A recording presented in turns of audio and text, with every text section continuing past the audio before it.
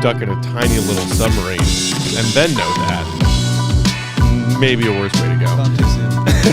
Hey, what's going on, Bulls Nation? Welcome into the CHGO Bulls podcast, coming to you live from our studios here in West Loop, downtown Chicago. I am Peck, Bulls_Peck, joined by Big Dave, BAM, BAWL Sports, Will the Goat Gottlieb, Will_Gottlieb, and sitting in for Joe today on the controls, it's our pal producer, Kevin Wells. Yo, what up, Kev? What's good, boys? Shout out. What's good? Another gorgeous day. It is. In Chicagoland. An amazing day outside. Amazing day. Will didn't lock his girlfriend out of the house today. He's here with us. Very proud, man. I made it. You made it. What did she say when you got back home? She felt bad that I had to drive all the way back. I was like, why do you feel bad? I locked you out of the house. That's a good girl feel right there. She felt bad. She was supporting her man. I mean, just trying to enjoy a little of that sunshine out on the deck, right? That's what you said. She was outside working on the patio. You hit the nail on the head with your Instagram. It's like the short period of spring is the greatest time. It's the best, I got home from the office yesterday and I was like, I have an hour of sunlight left. Yeah. And I made myself a cocktail, went up to my roof and sat there and listened to music for an hour. And I was like, No, the best part, because this is the only option weather time you have before is just blatant heat and humidity in your face. Yeah. That's why it's the best time of weather, bro. It's the best. Besides the fall, which is the best. Lots to get to on today's show. We are going to continue our player evaluations with most improved player runner-up, none other than Coby White. Alec. We will also do a little bit of NBA playoff roundup from last night's action. Knicks and Sixers just keep bringing the crazy heat. I love it, man. It's That bonkers. game was outrageous. Yeah, it was. First, though, I did want to touch on again and give a shout out to all of our fellow members of the Bulls fan community who contributed to the conversation. We were talking a little bit yesterday about the anniversary of two iconic Bulls dunks. MJ baseline against the Knicks and his stuff over Ewing. And then Joakim's, obviously, Game 6 triple OT against Boston. And I just kind of posed the question from our team account, like, which one are you taking? And I was very amused that most people agreed with your take, Dave, Joakim, because of everything that went into that moment. Yeah. Even the old heads like us, a lot of them still took the Joakim dunk. Sure. But more so than anything else, I was laughing my ass off because so many people chiming into the conversation were like, well, it's Pippen against the Knicks in 94. Right. And I was like, okay, well, We get that. I didn't pose that question. Right. I said it's, do you like apples or oranges? And people were like, pears. It's pears. And it just so happened to be because those two dunks, the MJ and the Joakim one, share that anniversary, which was yesterday. Yeah. But I agree. If you're talking best Bulls playoff dunk of all time, Pippen, right? Yeah, no, it's no question. And again, it goes into everything that happened. Context. Correct. You know what I'm saying? Spike standing over Ewing. You know what I mean? Sit your ass down. Like, what's a better in-game dunk, period, let alone in the playoffs with those kind of stakes? Yeah, like, oh, man. I mean, the Vince Carter USA team dunk, in-game dunk, was pretty ferocious. Pretty damn ferocious, man. Anthony Edwards is Blake and DeAndre both had their fair share during the Lob City years. DeAndre Jordan dunk, Dude, Those Sean Kemp. games. We never saw Brevin Kemp. Knight again. You know what I mean? I don't even know what happened to him. Sean Kemp, yes. Dude. Chris Sean Webber Kemp just behind straight up the back. murdered people. Some Chris of those Webber dunks. dunking on Charles Barkley. Yep. Went behind his back, dunked on him. Like, no, there were some great ones, man. But Shaq on, who was it? Chris Dudley? Oh, my God. Remember that one? When he pushed him. Yeah. I'm going to impregnate you and then shove you to the ground. It's not my kid. That is the most disrespectful dunk I've ever seen. Yeah, it was very, and it's so disrespectful that Chris Dudley takes the ball and throws it at him, yeah. Man. It's your baby. Poor Chris Dudley. That guy should have been an accountant. Instead, he was somehow found himself in an NBA game getting dunked on by 7 Shaq. feet tall. Put those books away, kid. Go make dad some millions. What's wrong with you? I got a feeling this playoff we're going to see Anthony Edwards put himself in that that conversation. He's I gonna agree. if they make it to the conference finals, I feel like he's gonna throw a couple down there. I mean, he already had really one. In, nice what was that? Right, Game yeah. 3? Yeah. Game And- 2? No, it was like, I think it was game 4. It was, was like the game- last minute. Oh yeah, It was one of the yeah. last He guys. I did. believe it was Sprained game his 4. ankle and then He did. Yeah. took off. French Bulls He's gonna TV, put yes, himself the there. Todd Gibson on Dwayne. Right. So Absolutely. everybody on the consensus, and shout out to everybody who chimed in the conversation on Bulls Twitter today. Consensus was, okay, of the two, I think it was like 75-25 in favor of Joakim over MJ's. Everyone agreeing Pippin's against Ewing was the best one ever. Sure. There were two others that got mentioned multiple times. Obviously, Taj Gibson's dunk on Wade, Yeah. Game 1, 2011. Amazing. Humble brag, I was there.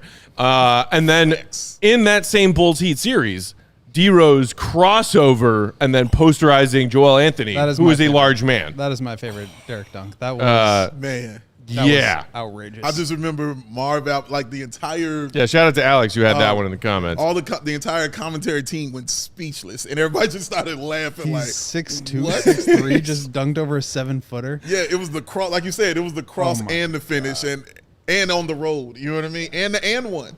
You know, all of it. Like, that's the great thing that goes into these things is the whole context of it. Like, Mike's is so great because I don't think the footwork of it is talked about enough. Oh, my gosh. You know what I mean? Like how he was able to stay in. He with juked the out footwork 4 of baseline. 5 nicks on the floor before dunking that. And went flat, jumped straight flat. You know what I mean? No taking off. No, off of straight up 2, went up on you and slammed it in your. Oh my God!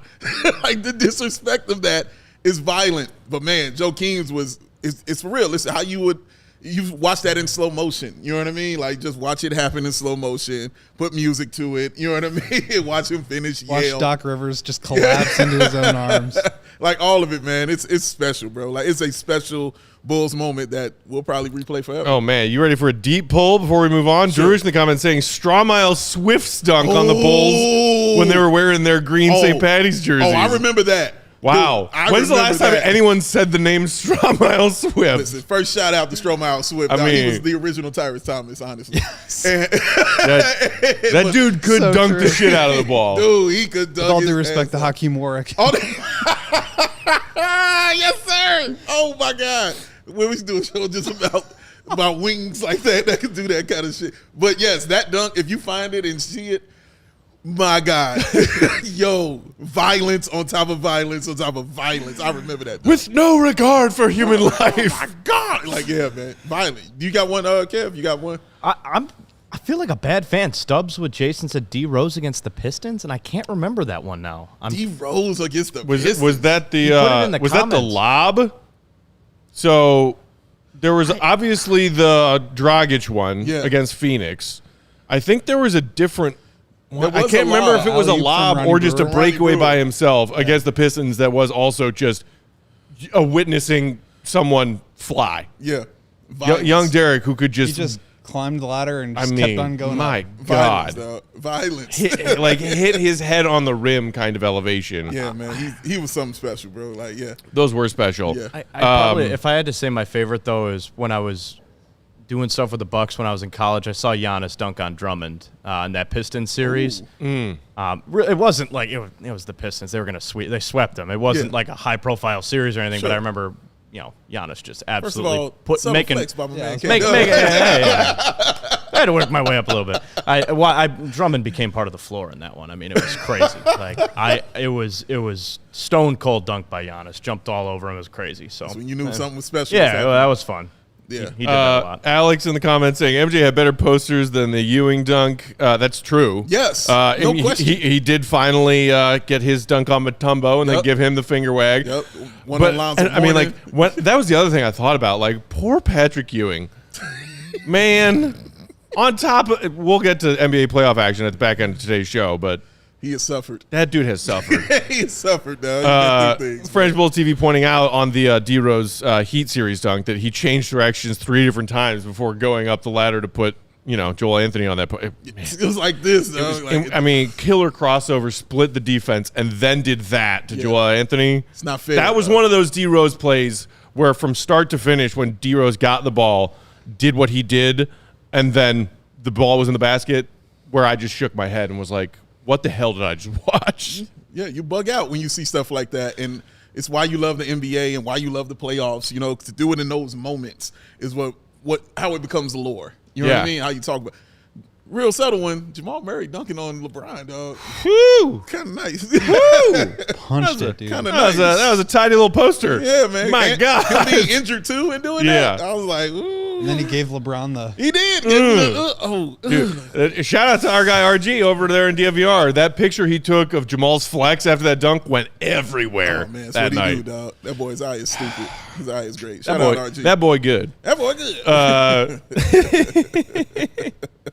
Oh man, It was good reminiscing stuff. is fun. Yeah. But I mean, okay, so transitioning to the present, yes, it would be fun if we were watching the Bulls do these kinds of things in playoff games right now. Yes, it would. The Bulls official team Twitter account earlier today put out a little highlight package of Kobe's season and said, like, oh, don't we all wish we were still watching Kobe hoop? Yes. And my smart ass self quote tweeted and was like, yeah, sure, I wish we were. That's a shame. What happened? I thought we were competitive. Because I couldn't help myself. Because he is who he is. But, I mean, speaking of things that D. Rose did that made me shake my head in disbelief back in the day, we also saw some of that kind of stuff from Kobe this season. Yeah. And it was a salve Yes. for Bulls fans. A nice one. Nice one right there on you. It was because of the handles, basically. Yes, that's what I was referring to. Yeah, his handles got just to another level where you couldn't really defend him on either hand, you know? And then when he threw the spin in with it and the fact that he knew how to slow himself down, he knew how to speed up and slow down. And, you know, the great ones or the really good ones, point guards, I mean, know how to do that kind of stuff, man. And just watching him do that and embarrass quite a few players when he did it, it was really, really special to watch him do those things, man. Like, I hadn't seen him do those special things. I seen him have little glimpses of them, but he did it. It was sustained special shit he would do in games. And, of course, the 42-point game is one of the ones that comes to mind when you think about him, man. But, no, Kobe had a really special season, man. And his hard work, he's a great example of hard work really paying off. Yeah, an opportunity, too. I think he stepped into a bigger role that he obviously was not expecting to get this year. Not expecting Zach LaVine to play 25 games. Not expecting, Patrick Williams to miss a ton of time. So he had to kind of jump into a bigger role, earn the starting spot from the beginning, and really took it. And, yeah, I mean, I think the growth that we saw from Kobe this year sounds like, he believes that there's more to come. AK said he believes there's more to come there, so we'll have to see. But in a lot of ways, I mean, Kobe was like the one really bright spot about this team. I mean, DeRozan, who we talked about yesterday, he does what he does, and you kind of expect that. But Kobe was the one thing that really popped and was like different and special about this team this year. Yeah, he was something. You know what? Let's take our first ad break a little early, and then we'll come back and dive into our grades for Coby White this season, starting with what we saw him do in that Bulls offense that, by and large, led him to getting all of those most improved player votes. While we are sharing these words from our sponsors, you know what to do. Bulls Nation, hit that like button if you're watching on YouTube, catching the replay on YouTube. Don't forget to also subscribe to our CHGO Sports YouTube channel if you aren't already. Dave, what do we have on deck today?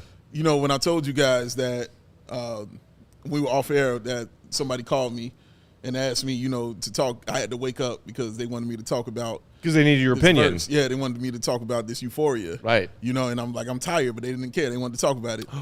It was Baby Joey. It was Baby Yeah, Joey. Baby Of Joey, course dog. it was. Hit me up early, dog. And I'm He has like, no regard for other human schedules, feelings. because the older he gets, you know what I mean? Like, he just doesn't care about time. Nope. Time is not a thing for him. You Not know at what I all. mean? He just exists. These are his words.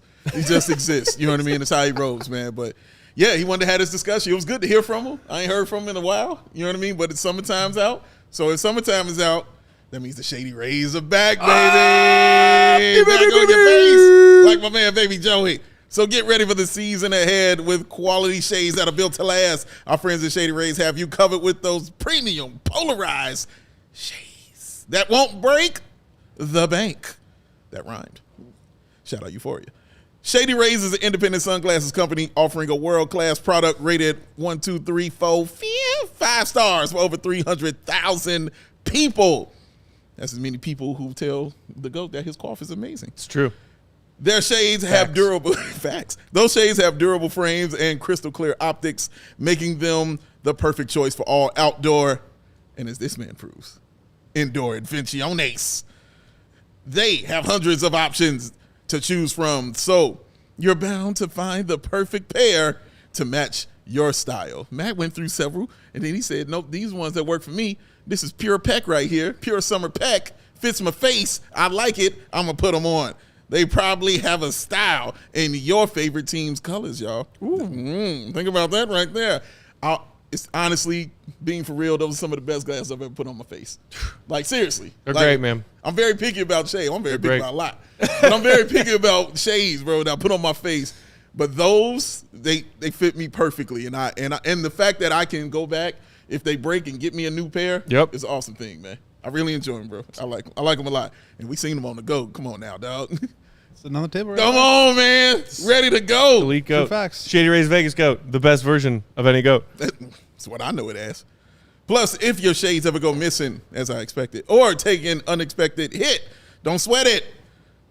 They have the most insane protection of all the eyewear. Oh, every pair is backed by the Peck Lost and Broken Replacements Plan. If you don't love them shades, exchange it for a new pair or return worry-free within 30 days. There's no risk when you shop, and their team always, and I mean always, has your back with personal and fast support. Two things you want in support. Those are awesome things. Thank you, Chris. Look at Chris, all happy about it too. Chris Shout loves out the to Shady him. Rays. He does. He enjoys them. Exclusive for our listeners, Shady Rays is giving out their best deal of the season, y'all. Head to shadyrays.com. Use the code CHGO. You will get 35% off of polarized shades, y'all. That is amazing. Try it for yourself. Try it for yourself. The shades rated 5 stars by over 300,000 people. Because the Shady Rays, y'all, with a raise are oh so shady. Oh, they back. I miss the try it for yourself so much. So much. Look at That hits every time, man. Every It's time, almost Cam. as good. It's better than game time. for right me. on. Oh, snap, Tim. Sorry for yourself. That's when you know that summer is truly upon us. When the Rays are around. May 1st. Yes. The Rays are back. Rays are back. Dave telling you to try for yourself is That's back. it. All of it is here, ladies and gentlemen. Oh, my goodness. Welcome. Another way to celebrate this beautiful Chicago day we have is to put some more money in your pocket because you're already going to be watching these NBA playoff games tonight This is true. for the entertainment value because we're all hoops junkies. True. Make it even better by putting some money in your pocket with Circa Sportsbook and their Circa Sports Illinois app, offering those tight money line splits and using their low hold model. Always striving to have starting odds at minus 110 for your point over-unders, if that's your jam, for your game spreads, money lines, whatever you are wanting to bet on for the NBA action tonight, Circa is the place to do it. They also keep as little as money as possible on large market bets like futures, golf tournaments. We still got 3 more majors on deck for all you golf fans out there. But if you also just want to make some futures bets on who's winning the conference semis in the NBA playoffs or who's winning the whole thing, you can still get those kind of bets in. Do it at Circa because they give you the best odds and best value on those bets too. And we all know about the great customer service, real people behind that Circa Sports brand who resolve any issues you might have in a timely fashion. Unlike other sportsbooks who use the dreaded chatbots. Did we learn nothing from the Terminator movie franchise? Humans will All win. aspects of the app are being run by the same team that run that Circa Sportsbook at Circa Resort and Casino in Las Vegas. Counting down the days, Summer League ain't that far away. Download the Circa Sports Illinois app at circasports.com/Illinois-app to sign up today. Also, be on the lookout for Circa's various events, watch parties, and tailgates. Shout out to them for the great work they did helping us host our CHGO Bears draft parties last week. If you or someone you know may have a gambling problem, just call 1-800-GAMBLER. That's 1-800-426-2537. Text GAMB to 833-234 or visit areyourreallywinning.com. Smooth. What's the Mr. Wonder's got a shirt out there today? I Shirtless can't got a see. new one? Is that a Wade jersey? It's a Coby White. It's a Coby White jersey. Man, Oh, it's a Shirtless white. Wonder is always on that shit. Always on it, always love to on see it. brand. I saw him walk out there. true Obviously, he didn't hero. have a shirt on. Professional segue. I don't even need to be Segway Peck anymore. Nope, Shirtless Wonder can do it for us. Gotcha. He's like, just look to the right. He's got you covered. There we go, right there, man. Appreciate you. Hey, Julia. Appreciate you doing that stuff. Shirtless Wonder. All heroes don't wear capes or shirts. or shirts. All right, guys. Thanks to the Shirtless Wonder segue. Let's talk about Coby White and take a look at what we graded for him sub-zero this season. Starting with offense, Dave, you and I were right there in line with an A-.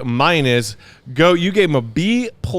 I will just throw out a couple of things that I noticed and then toss it to you guys. Obviously, you saw the huge points per game increase this season from last season. Also upping his assists to 5.1 per game. Kept his turnovers at a respectable 2.1 with more ball handling. And speaking of that ball handling, we saw Coby's usage jump from 17.9 last season to 22.7 this season. Considerable jump in how much Coby was involved in the Bulls offense. True shooting percentage, basically what it was last year on a much higher volume. It was .572. This season, .57 even.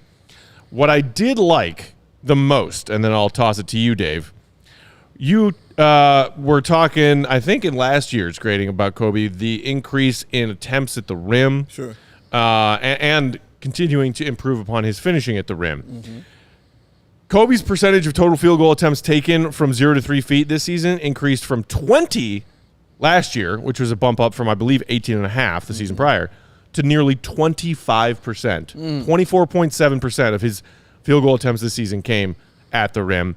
And his conversion rate on those attempts at the rim only dipped from 67.2 to 65.6. So nearly kept the completion at the rim where it was last year on a significant jump in the amount of times we saw Coby attack the basket tonight. That is, I think, the favorite thing I saw from Coby offensively this season when you were just talking about, his handling and layup package a minute ago. Yeah, like it was just all around impressive from his entire game offensively from Coby, from the handles to the shooting to the finishing at the rim. But for me, Will, more so mentally, what he was on the offense was probably the biggest jump. Because as a guy playing the point guard position, as you know, you have to be the quarterback out there. You got to think for people. You know what I mean? You have to put them in better positions to where it's just a reactionary, for a lot of guys. And Coby, obviously, he's a score-first guy. You know what I'm saying? Not selfishly. It's just his game. He's going to score first. But he enjoys getting his teammates involved. He's always been a teammate guy. But mentally, I loved his leadership about what he kind of took over because he came way more vocal. You know what I'm saying? Talking to his team in the huddle, telling them to keep their head up, everybody keep going, hugging everybody, when they're doing it. After the game, being the first one in their face, when the cameras are talking to them, encouraging them, bigging them up, man. Like he was always that kind of guy. And I feel like that it's easy to become more of yourself when you're doing the things correctly on the floor that you really want to do. So he just became more comfortable. And it starts with me on the offensive end with him. If he can do that offensively, everything else becomes smoother for him. And mentally, he knew exactly what to do. He never really looked lost out there. The times that I thought he did was because he had played like 85 minutes. And I was like, well, he's just tired. You know what I'm saying right now. But everything else, he just mentally looked like, no, I'm good. And I'm about to show y'all that I'm really this good. And I don't mean that in a cocky way. I'm just very confident in my game right now. And I thought that came across in multiple games, Will. Yeah, I mean, I totally agree with both of you guys. And, B+ is not supposed to sound like anything other than Coby was great this year. Yeah. It's just that he wasn't I brag to my parents about B+ all the time. Yeah. I mean, I thought he was really good.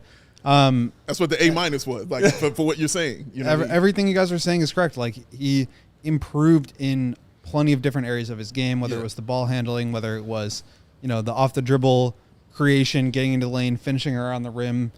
He got a lot better. I would say the only reason I didn't go a little bit higher is, he started the season not shooting the ball very well. In the first 19 games, 13.7 points per game on 42% field goal shooting, 55 true shooting percentage. Yes.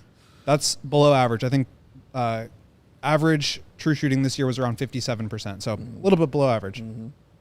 From game 20 until the All-Star break, that's when he hit his stride. That's when he was playing his best. That was about, a 40, 45 game sample where he was just, everything was working. He was averaging 22.7 points on 48% from the field, 40% on threes, 82 from the line, and 60.5 true shooting. So he was dominating, and he was doing it efficiently.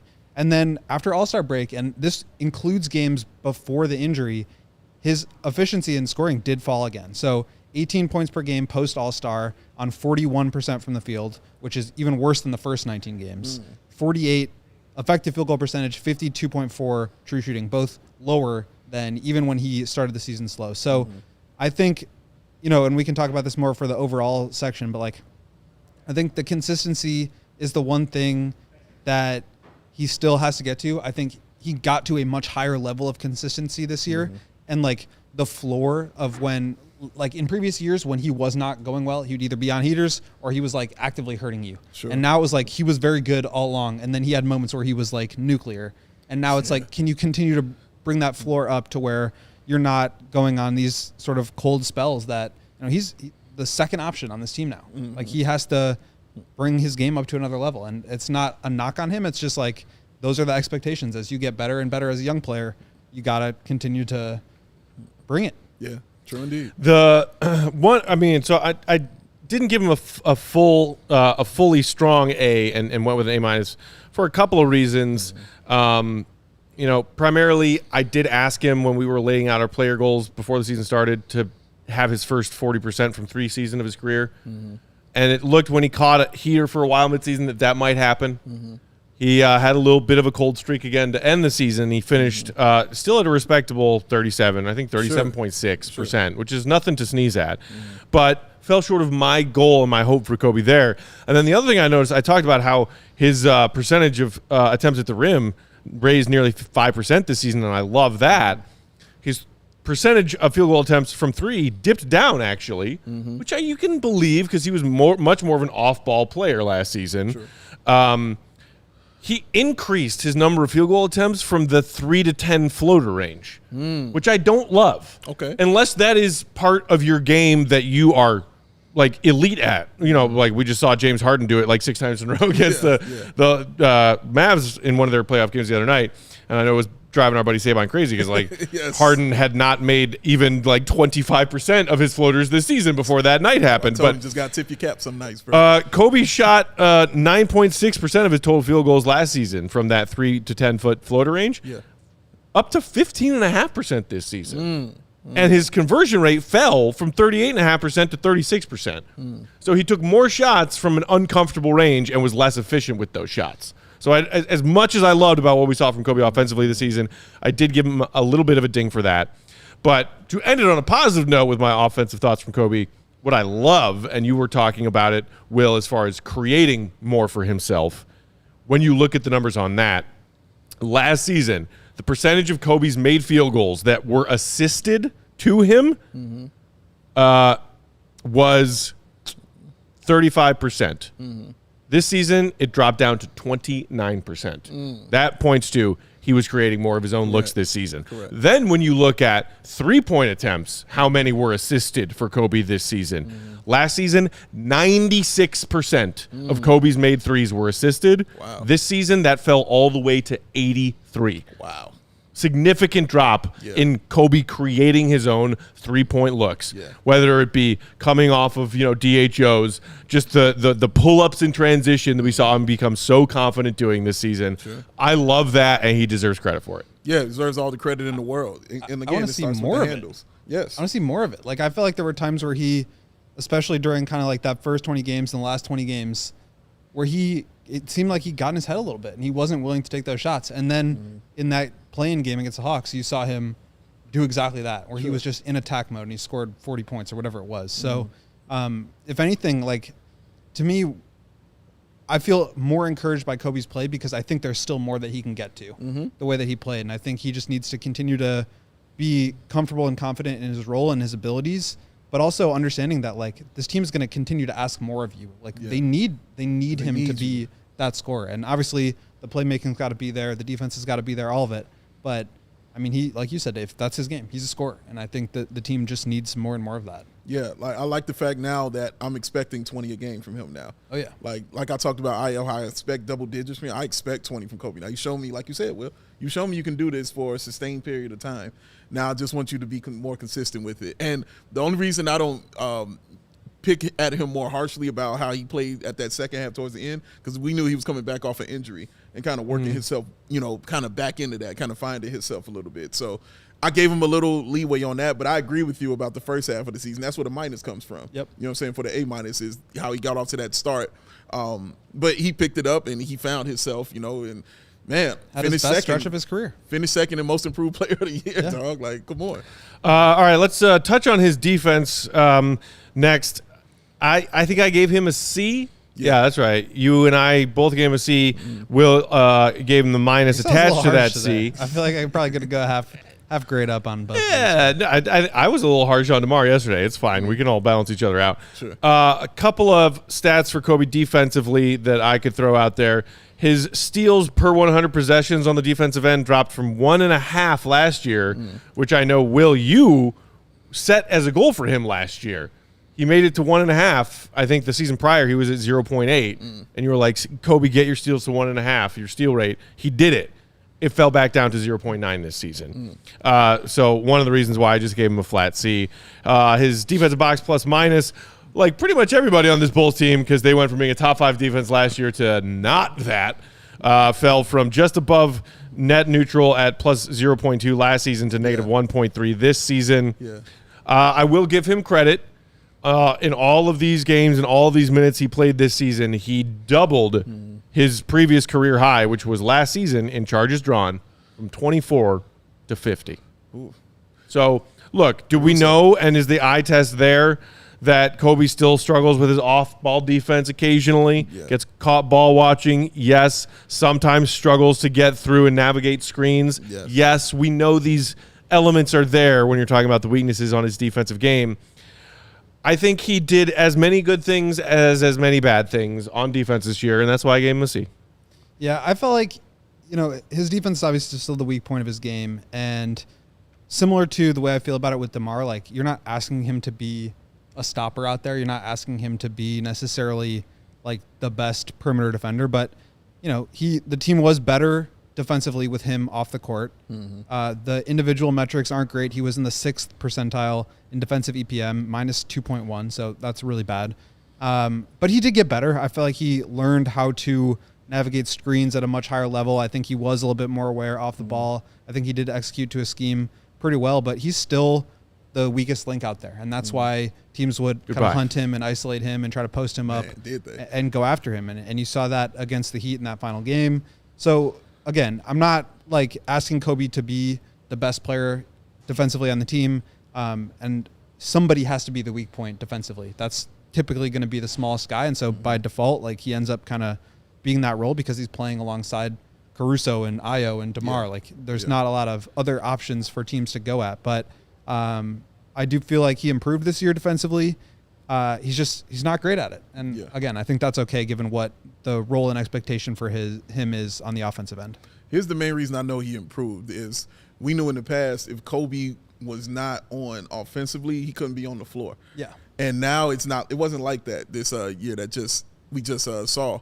Like, even when he didn't have his jumper working, the fact he was still working hard on the defensive end, the fact he was still locked in, even if certain things wouldn't work, I just never felt like he was not locked in. Like you said, he would get lost. He would be watching, maybe ball watching a little bit too much, and that cut would come behind him, and they would get to the basket and score. We saw that happen to Ayo a few times as well. So those things can happen, and Will is absolutely right because teams definitely picked on him constantly. If they had, especially teams if they had size, that switch was coming. You know what I mean? And that him in the post, it was coming. And the fact that there was no real other defensive help that he had, because he's not getting it from Vooch. He's not getting it from those guys. And Patrick Williams wasn't there. So he was on his own and on an island a lot. But I still felt he held his own on a lot of those situations. And for me, what adds to it is the fact that his defensive rebounds went up as well. And that means you're actually getting inside and you're trying to battle and you're trying to fight. You know what I mean? And then he's getting it and starting to break and running it out. So his toughness, I think, played into it. And he kind of found himself a little bit defensively. No, he is not going to be a great defender. I don't expect him to ever be. If he does become one, awesome. You know what I mean? It would make him even more incredible. But I expect him to score and just be out there and just not get lost, you know what I'm saying, and put in that effort and know what these other teams are trying to do against him. Because the knowledge it will be his best weapon in those situations. And just a quick thing on the rebounding. 4.5 rebounds per game this year, career high for Coby. That is higher than Patrick Williams has had every single year of his career except for his rookie year when he had 4.6. So that's a 6'4", 6'5" guard going in and being a huge part of the Bulls' success as a team. rebounding. Yeah. I mean, this dude averaging like 2. You know what I mean? That's just how some of it's because he was coming off the bench, and a lot of this because he's getting more minutes and things like that. But it's just the fact that that's how I always pictured him, was inside fighting and picking himself up off the floor because, like you said, he was taking those charges and things like that, man. He was solid. It was cool. Havana Radio in the comments saying, just popping in to say, don't trade Coby. That's insane. Put a pin in that. We are going to address that next. Fish saying, I think Coby was fine. He fights through 2 screens at a time, ends up getting switched. He needs to adjust more to that. French Bulls TV, meanwhile, saying, forget the stats and things like that. Coby was a joy to watch pretty much all season long. He was. And speaking of, then let's now go to our meathead grades, gentlemen, if you want to throw the report card back up there, Kev. Okay, we got some interesting ones here. What the heck does Dave's- this mean? Is this the first time you've done I have not done a report card yet. okay. And I want to apologize. The grades were right on the first graphic that I flashed. I just forgot to change it up to, it was Caruso from 2 years ago. Oh, So- no worries. Okay, well, yeah, so now these are all set. Yeah, explain to me what these mean. So the meathead grades are essentially sort of acronyms or acrostics Okay. where Yeah. we have some take about that player and grade out how we felt about their season and then try to make each other guess what they stand for. All right. Let's hear it. Ooh, okay. I had a really good guess on Dave's. Sure. But it's missing a T at the end. I was going to say my young Coby left it all out there. But maybe nice. my young Coby let it all out? No. Not even close? No. Okay. But I like those, though. Will, you? I have nothing. You know what I liked about this is after I made the acronym, I wrote it down because I knew I was going to forget exactly what it was. And that's exactly what I did. I wrote it down.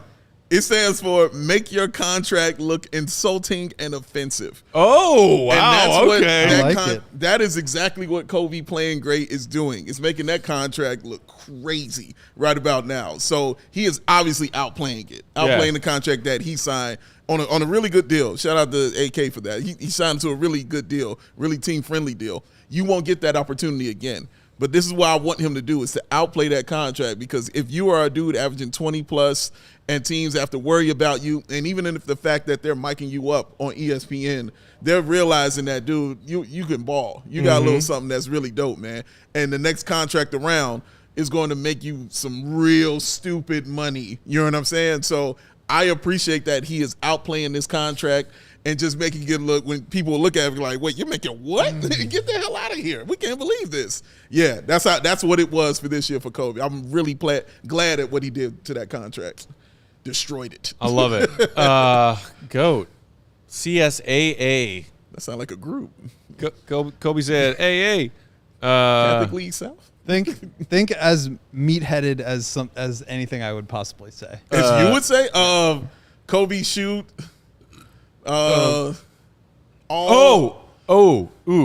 Coby should ask Coby away. No. Coby star athlete all-star. Coby saved Arturas' ass. I love it. I love it. Well Because done. without Kobe's play this year, this season would have gone off the rails Yeah. early. I mean, it went off the rails early. Kobe saved it. Yeah. Brought it Kobe back saved Arturas. He made him look great by Yeah. signing him to the contract that you're talking about. That's true. in. Yeah. And he's helping position this team to be in an okay spot moving forward. Yeah. Without Kobe, this situation would be a complete mess. Yeah.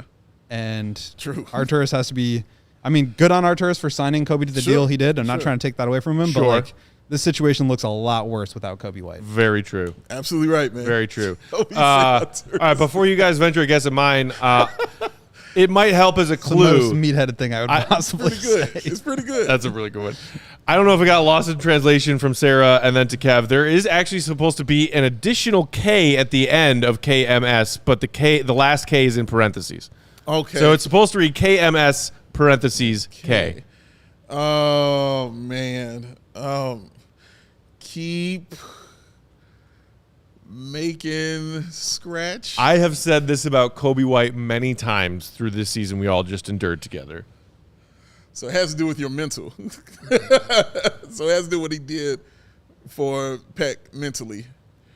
It's right there in front of you. It really Keep is. my sanity. Yeah. Um, I mean, you're right there. kept me sane. Kept me sane. Kept me Yes. sane. And then the K in parentheses was kinda. I like it. I like it. Sort of. As good of a job Yeah. as he could have done to keep my sanity together this season. Yeah. That was what Coby White was for me, and I think for a lot of Bulls fans. Yeah. All right, we got to take our second break. When we come back, we want to touch a bit on how the front office should view Coby. Yeah. Speaking of AK getting credit for signing him to that 3-year deal, because he is one of the now young, entering their prime players on a very team-friendly contract this offseason. Yeah. As the front office is saying we need to make changes, does that mean Coby should be kept here because of that value and what we saw him do to improve his game, or should you take that value and turn it into something else? Let's talk about that on the other side of this break. If you didn't do the like button the first time around, now's your chance. You'll never run out of chances. Just hit the like button. It'll take you half a second. Big Dave, who do we have next? First of all, Colin was saying, hey, Joey, I thought Joey was behind the wheels of steel. That's our guy, K-Dub, man. Our guy. Colin must have been late joining in. Yeah, bro. We gave Kev the introductory shout out right at the top. Yeah, man. And so to add to that, K-Dub, what time is it? Game time. Who? Let's go. He was ready.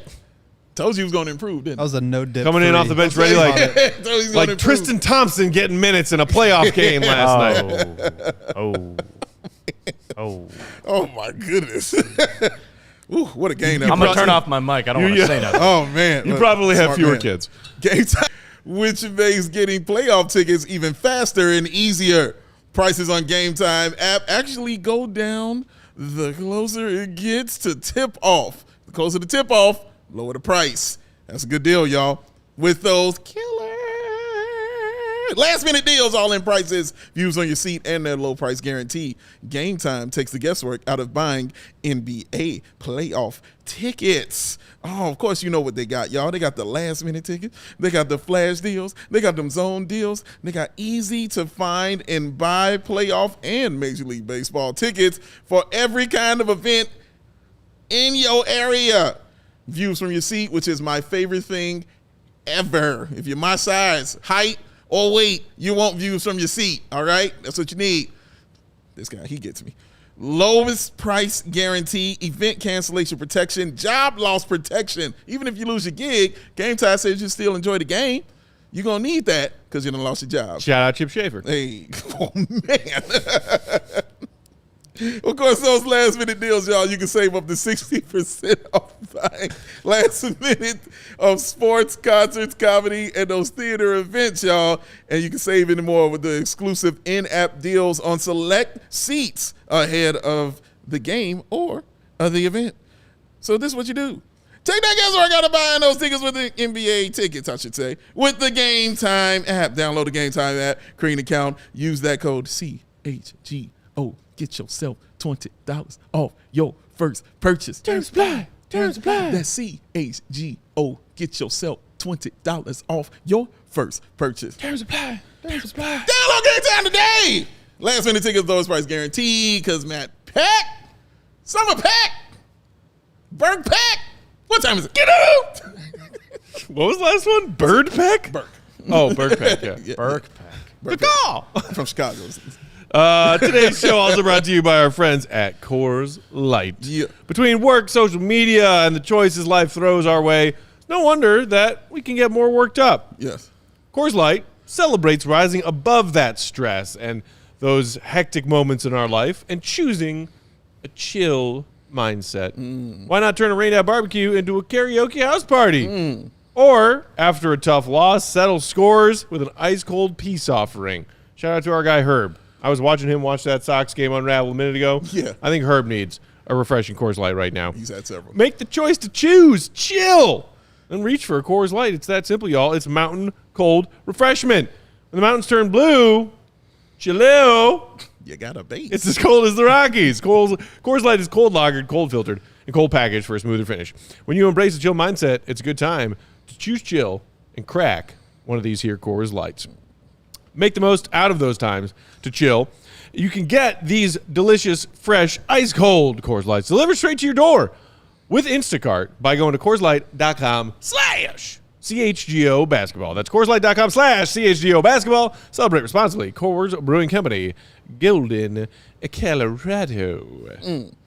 Shout out to our guy Flipside, who I said just joined us Flipside? late, telling y'all to hit that like button. Shout out to Shirtless Wonder, saying Bert loving this Heinrich. Coby breakdown going on. Can't get this kind of content anywhere else. Thank you, thank you, Kev. Thank for you, tuning Wonder. in. We appreciate you, sir. Putting the Coby out there on the Yeah. balcony and everything. It's on top of things. Okay, guys. So here's the big question, and I think Havana whatever in the comments earlier saying like just popped in to say don't trade Coby. That's crazy.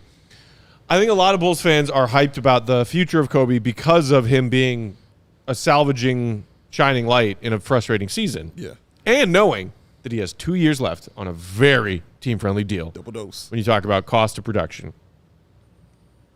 I will pose to you, I don't necessarily think that means Coby should have that quote-unquote untouchable or untradeable tag on him just because he is a young player who had a breakout year 5 and has those 2 very valuable years left on his deal. Yeah. I think if you're AK, you have to evaluate everything. You have to listen to every offer. And maybe, if I may be so bold, come up with some ideas of your own to get this team back on the right track. And as much as I love and appreciate what we saw Coby do this season, I do not think that his name should be removed de facto at the start of any trade negotiations this offseason. What do y'all think? Okay. He's not untouchable. Let me say that. Matt's right. I'm listening to every single offer that you have about Coby White. I don't want to trade him. I don't want to let Coby go. I've never wanted to let Coby go. Coby's name has come up in contract talks, I think, every single year, for the Bulls. Again, he's not untouchable. Nobody is on this team. When you're under 500 and you can't get to the playoffs, nobody on your team is untouchable unless you have a superstar on your squad. Coby White is somebody who is at the bottom of the list as far as, or probably the last one on the list as far as who I want to trade. So I will exhaust every single other possibility about every other player on my team except that dude right there. Now, if you got an offer for me that's insane, that's going to give me that star that I'm looking for and give me some draft capital that I'm looking for, absolutely I'm going to listen to it. You know what I mean? And we will definitely have that conversation then. You can't be that naive about it. You just can't. But I'm not trying to trade him. If I can avoid trading Coby White, I'm going to do it at any possibility, at any kind of way. I'm going to try to avoid trading him. But you have to listen to the deals that are being laid out because regardless, teams are going to see it. That's right. They're looking. They see what he did. They understand how good he was. And when there's other players in the league that are starting to talk about him, we saw Donovan Mitchell, we saw CP3, obviously, who talks about him, and several other players talking about just how good he is. I love what Donovan Mitchell said. He was like, no, it's just basically him understanding he's good now and stepping into that. Teams see that stuff, man. And the fact his contract is so good and the Bulls have been puts him on the table. Mm-hmm. It just does. It just puts him there. But if I can avoid trading him, Will, I'm doing it kind of at all costs. But if that deal is just too good to pass up, I don't see how I can't listen to it. I think we're all on the same page. I think one useful way to think about this is like, what's a package you would accept for Coby? Mm. And I don't know the answer to that. I mean, 2 picks and a good young player. I don't know, maybe. But I think the reason why you even have to think about it, and I do think you have to think about it, is, okay, let's say the Bulls move on from DeMar. Yeah. And he just signs with another team. You don't get anything back for him in a sign and trade. Okay. Let's say they can salary dump Zach LaVine. Maybe you get one thing back for him, maybe not. But ultimately, it's not costing you anything to get off of Zach LaVine's contract.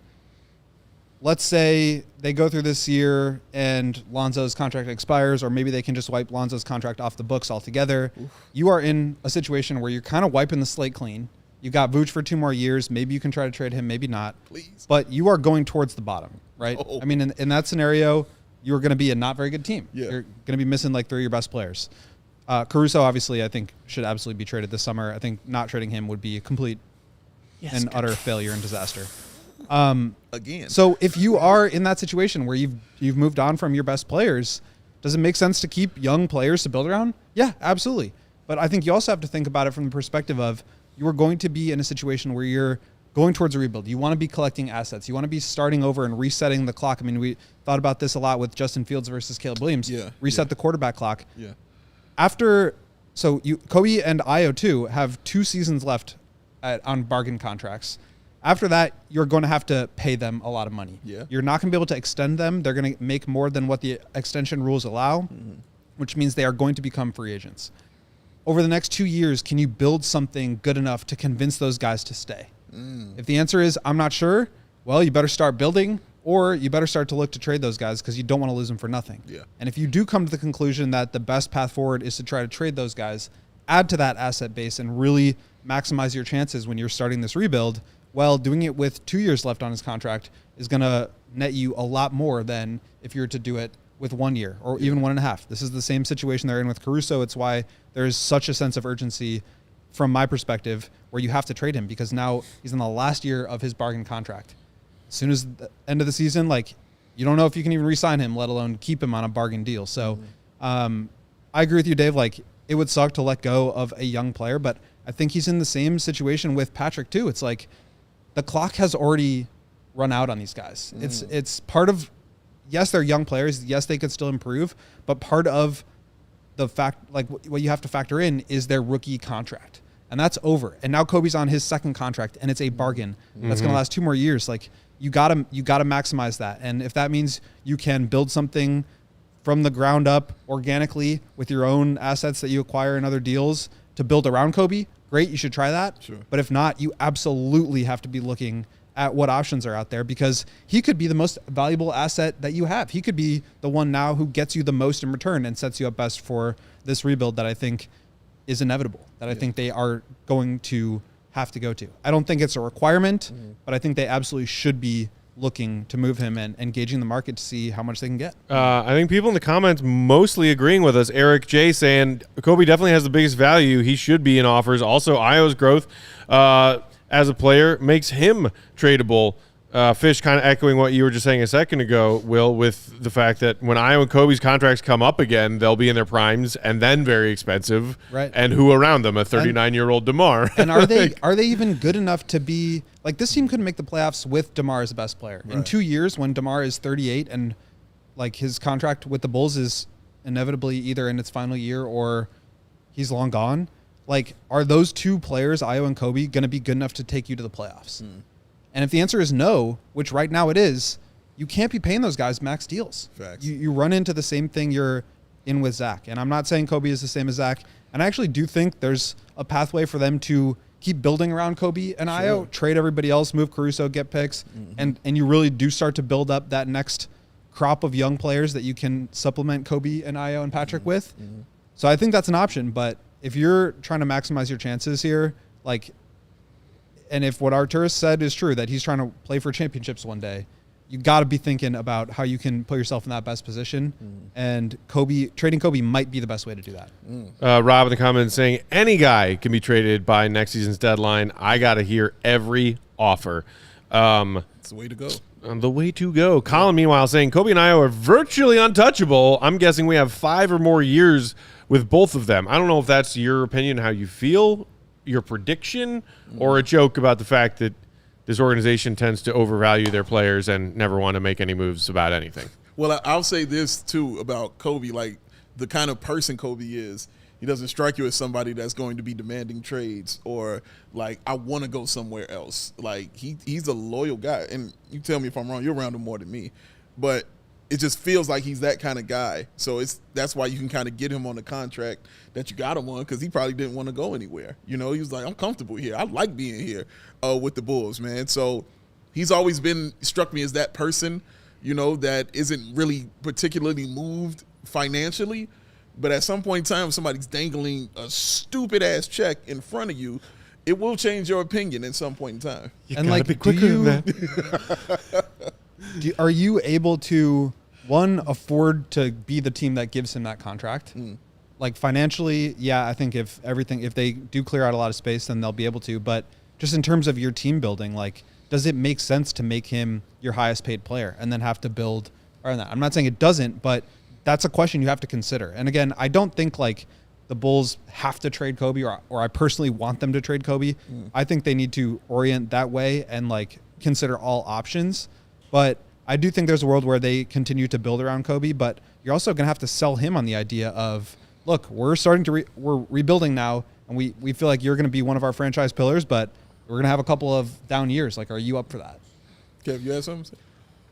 I'm just curious.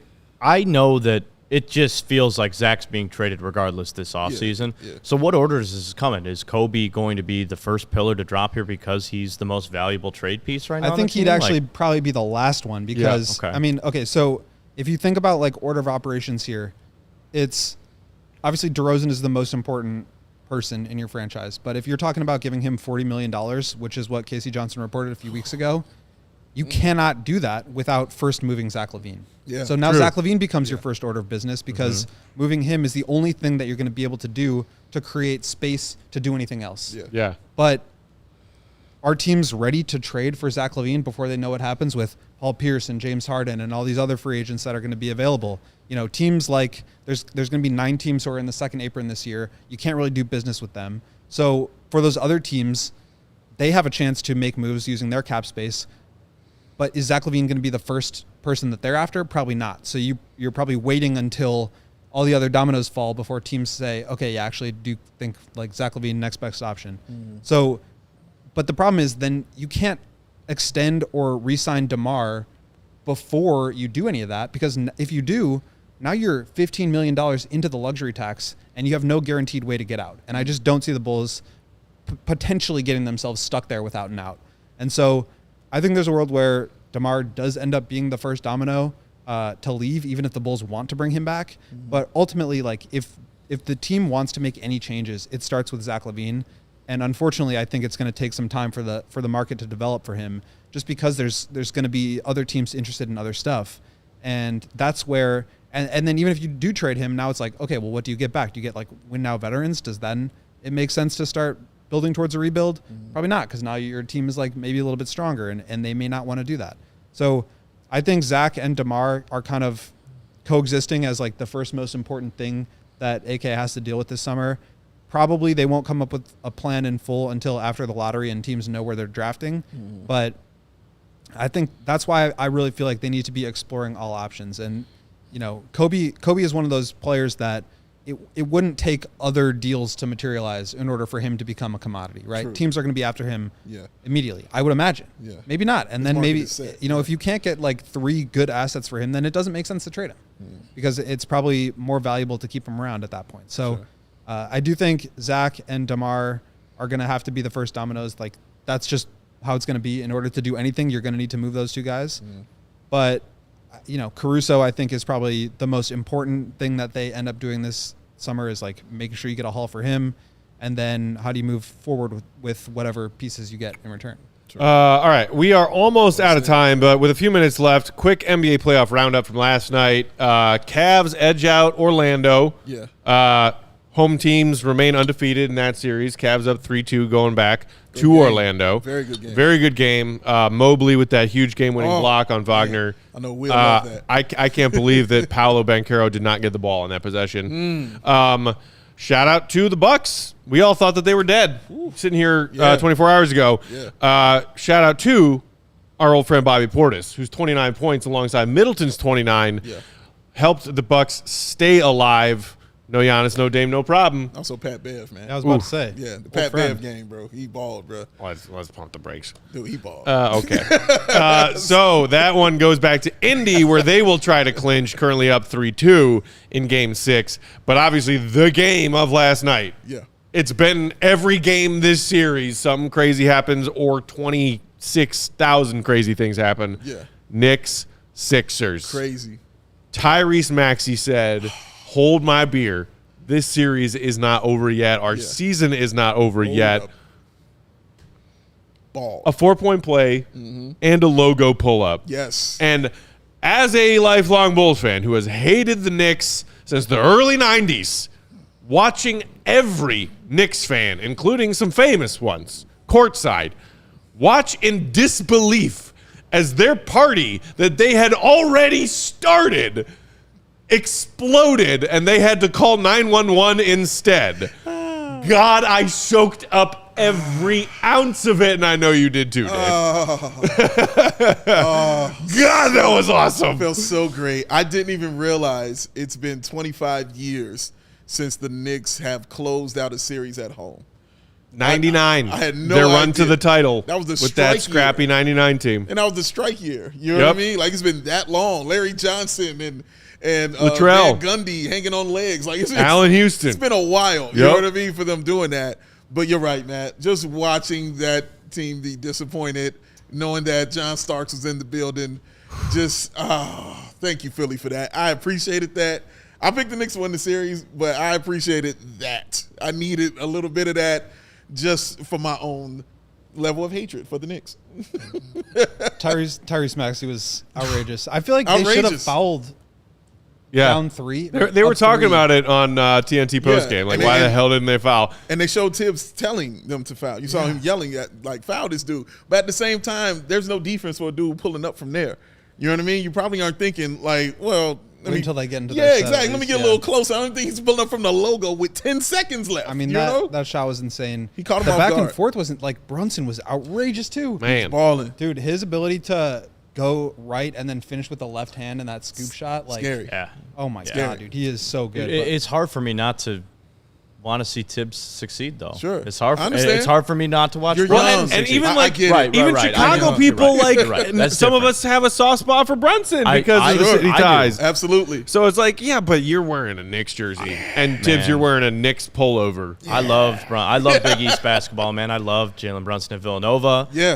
I local kid. It's hard for me Brunson not a to root beast, for him. bro. It I get really it. is. I It get it, really man. is. No It one, really is. no one who's a Knicks fan deserves happiness ever. But mentioning Brunson, I thought that they had karma coming their way because of that dumbass shit that Charles Oakley said in some interview leading up to Game 5.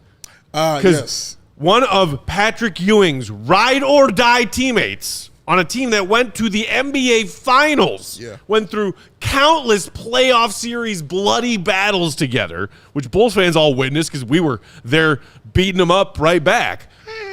Charles Oakley has the audacity, Mitigated gall. amidst all of the current recency bias and hype, to say that Jalen Brunson has surpassed Sir Patrick Ewing on the all-time Knicks list. Can't do that, bro. Charles Oakley, I have defended you before. I defended him when James Dolan pulled that bullshit, roughing him up with MSG security. I love you, we all Charles know Oakley. I've been there. It's not fun.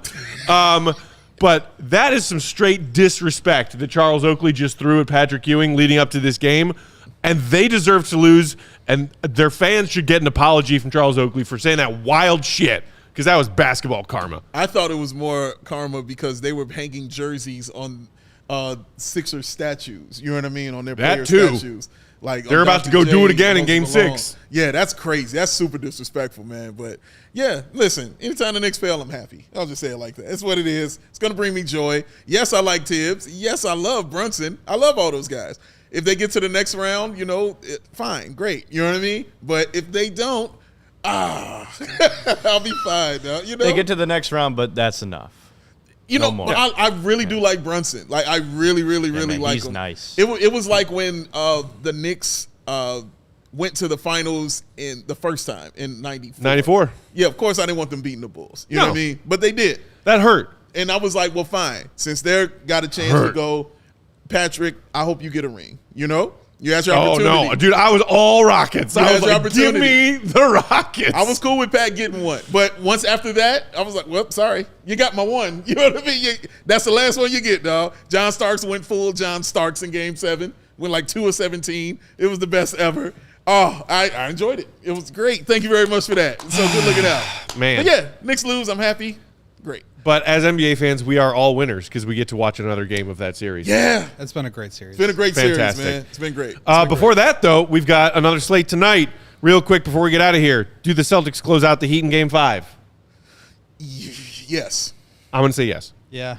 Yeah. I'm wrong about everything, so Yeah, we was 0 for I was 3 0 for 3 yesterday. yesterday. It's all right. The other 2-2 series, another game Mavs to go. Clips, Game 5 tonight. Who's winning? Ooh. I'm going to say Clippers because I had the Clippers winning in 6. So I'm going to say Clippers. I'm going to go Mavs because I had the Mavs winning in 7. There it is, yeah. Same and same. I'm rooting for the Mavs, though. Let's do it. I am rooting for the Mavs. rooting for Enjoy the the Sabines. NBA playoff doubleheader tonight, y'all.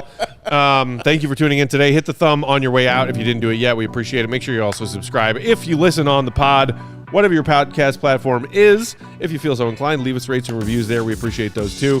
Will the GOAT, Will _Galley, Big Day, bow, B-A-W-O. Sports, I am Bulls _Peck. We are CHGO _Bulls. Shout out and a hello and a goodbye to our friend Kevin Wells for hopping in with us on the producer's chair tonight. Always a pleasure, boys. Always a pleasure. No, never fear. 2 more episodes, Thursday and Friday. Double dose. Y'all are going to handle that. Yeah. Uncle Matt's going to go peace out to Houston for a long weekend. Yeah, Uncle Matt's going to go Uncle Matt. Bye.